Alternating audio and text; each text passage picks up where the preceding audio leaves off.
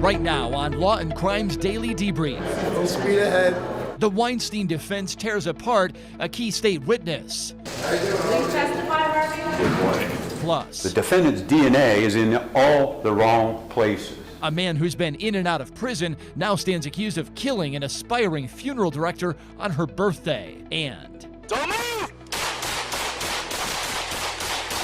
a Dallas police officer shoots and kills. Is it self-defense or an aggravated assault with a serious penalty? The Daily Debrief brings you the day in court. It's Tuesday, February 4th. Good evening, everybody. Cross-examination of the second of two primary accusers of Harvey Weinstein resumed today after alleged victim Jessica Mann broke down on the stand while being cross-examined by the defense. Actress Emanuela Postacini was first on the stand, however, as a corroborating witness to Mann's account. Law&Crime's Jesse Weber was inside the courtroom for us today. He joins us now live from outside New York Supreme Court in Lower Manhattan. Jesse. Hey, Aaron, how you doing? Emanuela Postacini, she started off the day, and she was a corroborating witness for the Jessica Mann account and basically said that Harvey Weinstein propositioned her and Mann into a threesome. It did not happen, but what was important for the state's case is she said that Mann became hysterical, ran out of the hotel room, and she tried to console her. Under cross-examination, Damon Chironis pointed to the fact that this young woman, she never did anything that was wrong. She never was forced to do anything by Harvey Weinstein. He never did anything against her will, and that was a big point for the defense. And as you said, Aaron, it moved into Jessica Mann, the conclusion of her testimony, the conclusion of her cross-examination. And Donna Rotuno hit on a number of points, specifically saying that you not only maintained a relationship with Harvey Weinstein, but you benefited from it. You went to premieres, you went to events, and you bragged about it to friends and even conceded the fact that you mentioned you had a sexual relationship with him to friends. That was a big point. And she concluded her cross-examination by hitting on different mental health issues she might have gone through. And at one point, we saw a tense exchange between Mann and Rotuno, where Mann says to Rotuno, "Are you my psychiatrist?" That was an interesting moment that we saw in court. And then what was more interesting than anything, you would expect some redirect from the state. Not at all. Not at all. That was the conclusion of Jessica Mann's testimony. We thought we'd see redirect. I spoke with Arthur Aidala, and he himself was surprised that there was no redirect by the state. So, Jesse, we heard some accusations from the defense against Jessica Mann that she was basically a tease, that she was playing with Harvey Weinstein's feelings. How did that go over in front of the jury? Well, it's always hard to predict what the jury is thinking, but there was numerous emails that were pulled out to the point where it just really, really hit home. This breadth of conversations, these communications, everything from saying "I love you" to your good eyes, your beautiful eyes, and this idea that she was benefiting from him. There was a recording that was played. Two recordings were played for the jury, where she said on one recording, "Harvey Weinstein is a client of mine, and he has never crossed any boundaries." To another recording, where she said, "Hey, if I have a project, I know I have him. I can get it to him, and he can facilitate it to make it happen." They are going forward with this narrative that he is the one who is being manipulated, and he had no idea and no indication from these women that they would have felt otherwise about him. Jesse Weber reporting live outside New York Supreme Court in Lower Manhattan for us tonight. Our analysis of this case begins here in our New York studio with Linda Kenny-Bodden and Adam Conto, both criminal defense attorneys. So, Linda, tell us what's going on here. Tina Glandian spotted walking into court this morning right behind Harvey Weinstein. We have video of it. We'll show you. She's Jesse Smollett's attorney. So why is she walking into court right behind Harvey Weinstein today? What's going on? Well, I can only read tea leaves. And my tea leaves, I was one of the people that was critical initially of Donna Rotuno's cross-examination of the Annabella Shura and the Molyneux witnesses, because she opened the door for people like Rosie Perez corroborating witnesses. Now, speaking just like from a defense point of view, if you're a defense attorney and you're a client, that's not really good, because you had to keep it in equipoise for Harvey Weinstein if you're representing him till you got to Jessica Mann, so they could say, well, maybe this is not guilty for Jessica Mann, and I'm throwing out all the rest. But by the time you get to Jessica Mann, if I'm Harvey Weinstein, or I'm Linda Kenny Bott and I'm being accused, I'm upset. So maybe Tina Glandian is there to possibly come in and say ineffective assistance of counsel, problem with the judge, whatever, later on at the trial. Interesting potential theories. And again, we're looking All into the tea theories. leaves, the crystal ball, whatever you want to call it here. We put in a call to Tina Glandian's law firm, and we have not received any official response back as to whether or not she is representing Harvey Weinstein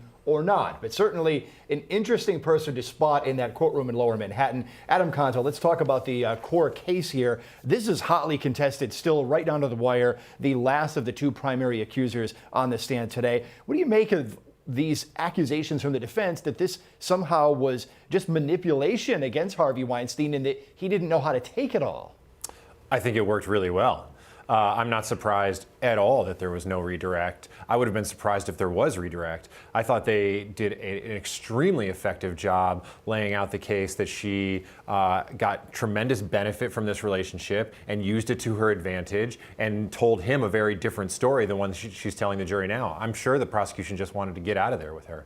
Wow, and she's one of the primary accusers, so we have 3 charges, 3 counts coming directly from her accusations. Now, it's going to potentially wrap up with the state wrapping up its case in chief very, very shortly. So let's move on now. The National Transportation Safety Board says the company which flew NBA star Kobe Bryant and others to their deaths 2 weekends ago was not licensed to fly by instruments alone in cloudy or foggy weather. Attorney Andrew Maloney, who litigates air crashes and other transportation cases in civil court, discussed those findings with me today on the Law and Crime Network. Most of the air taxis, what we call them, helicopter companies in Southern California don't have an instrument-rated certification for the company. Island Express is one of many companies in Southern California that fly air taxis, whether they be helicopters or small planes. And because the weather in Southern California is generally sunny and clear, they don't have a lot of days where they have clouds or fog that they have to worry about, which would require you to have the instrument-rated certification for your company. That may be one of the reasons why this pilot flying Mr. Bryant on the morning of the crash, even though he was instrument-rated, didn't file a flight plan and didn't when he got into trouble determine I need to get some altitude and go IFR and report myself to the ATC, because legally he probably was not allowed to because his company didn't have the certification. But practically speaking, since he had the training, that's probably what he should have done. If you try to look out the window in foggy conditions and think you can see something, you might not appreciate that you're in a descending turn. And if you're in a descending turn and the elevation of the slope under the mountain is coming up on you quickly and you can't see that, it's a recipe for disaster. So legally, he made, in my opinion, a mistake in flying into those conditions. The company is vicariously liable for the negligent conduct of its pilots. So whether they had the certificate or not, there's still going to be some liability for that company. Complete interview with Andrew Maloney is available on our YouTube site. To Ohio now, where we heard opening statements today in the trial of a man accused of raping and murdering a young woman after living a life of crime. Anthony Pardon is the defendant who promised to represent himself until accepting the help of attorneys at the last minute. Victim Rachel Anderson was an aspiring funeral home director. Authorities say Pardon killed her on her 24th birthday, January 28, 2018. Co-workers called the police when Anderson did not show up to work. Officers found her dead in her bedroom closet, apparently stabbed through the neck with a blade that went into her skull. Not sure we can say whether or not the defendant went in the apartment while she was picking up the key, or whether he knocked on the door and she opened it up and he pushed his way in. But the defendant was in her apartment the night she was murdered. The defendant's DNA is in all the wrong places, and his phone is in all the wrong places. And through that scientific forensic evidence, we're going to be able to show to you that on the night of the murder, the defendant's phone, at least, was in the apartment. Defendant purposely and with prior calculation and design took a while to murder Rachel Anderson. As she was being bound and gagged, there was a black piece of cloth jammed down her throat. Some of the cords from the Venetian blinds had been used to wrap around her neck and around her back. There was a white belt that was used to bind her. The chilling telling of things. Pardon's DNA is reportedly on the victim as well. Pardon was out on parole for just 6 months before the murder. His criminal record includes 2 previous rapes. The defense asked the jury to keep an open mind and listen to all the evidence before making a decision. The state of Ohio and the public they present to you have an obligation to fill in every piece of the puzzle. Not for you to come in and be a detective and solve anything. You don't have to solve nothing. If they don't present this picture to you complete, then you must acquit. It's not connect no dots and dots and dots. If you're not convinced that this puzzle is complete, you took an oath that you would acquit. Listen very carefully to each witness and what they have to say. What was going on the night before? What was going on Sunday? What was going on Monday? Look at the evidence that actually pertains to Anthony Parr. Not evidence that the state wants you to jump into. Well, we want you to assume. This is not an assumption case. This is proof beyond a reasonable doubt case. The victim's co-workers were worried when she didn't show up to work, so they went to look for her at her apartment. On cross, the defense asked one of those co-workers about having been to the victim's home before her murder. If my memory serves me right, it was like maybe a month or so. I cannot be precise about that, but I think it was a month or so earlier.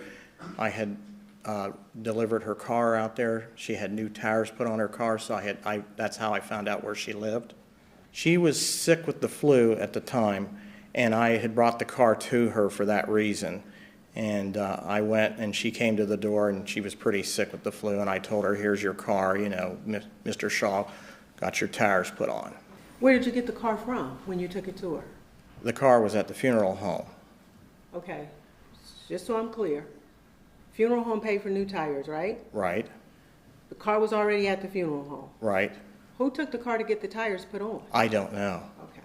And then just one question, when did you become ordained? Were you ordained when you worked for the funeral home already? Oh, I was already ordained, yes.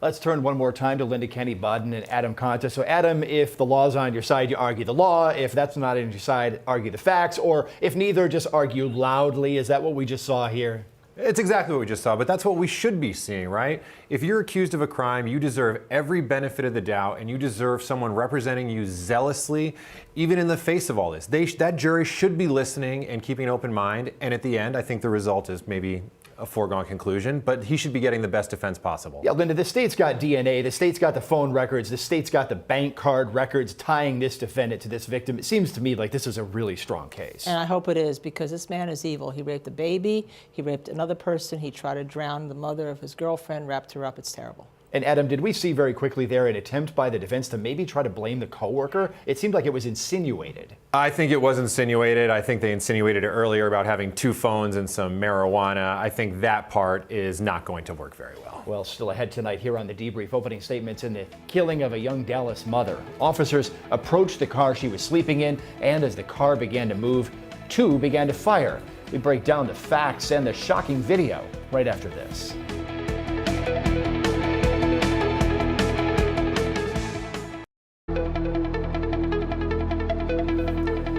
The trial we've been following against a Florida man convicted of killing his mother and brothers, all for money, will move to a penalty phase on Thursday. Prosecutors convinced a jury that Donald Hartung cut off his mother's pinky finger to torture her into giving him the combination to her safe. The state also convinced jurors that Hartung helped kill his 2 half-brothers. Let's head to Texas now for the prosecution of a Dallas police officer accused in a deadly on-duty shooting. Prosecutors are trying to convince a jury there that Officer Christopher Hess acted illegally when he fired on 21-year-old Genevieve Dawes. The charge is aggravated assault by a public servant, and it carries a possible 5 to 99-year prison sentence. If watching that shooting will bother you, turn away now, because we're about to watch and listen to the officer's body camera footage. What's up? After 143, check out major 2403 North Washington. Black male refusing to stay away from property. On a black shirt, black pants with red on the carrying a backpack. Back up, back up. Have you around the like security, their uniform and armed? Don't move!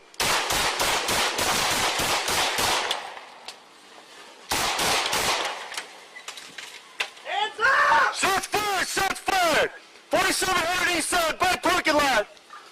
Cover code 3 after 140, can you hit that way? 4700 east side, shots fired. Stop me an ambulance. Cross your hand!